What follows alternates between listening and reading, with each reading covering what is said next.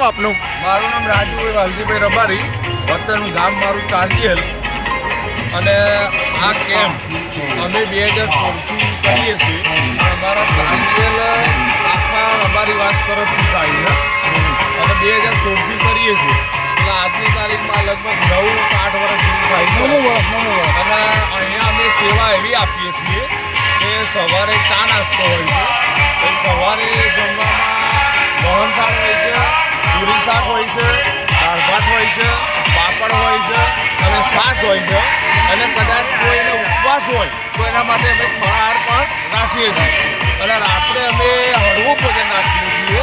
એમાં લાડવા હોય, કઢી ખીચડી હોય છે, મગનું શાક હોય છે, બાજરીના રોટલા, માખણ, મરચું હોય છે, રોટલી હોય છે, પૂરી હોય અને દૂધ હોય, છાશ હોય. અને અહીંયા આરામ માટે વ્યવસ્થા આપીએ છીએ. અને અમારા આ રણછોડિયા નામથી અમે કરીએ છીએ.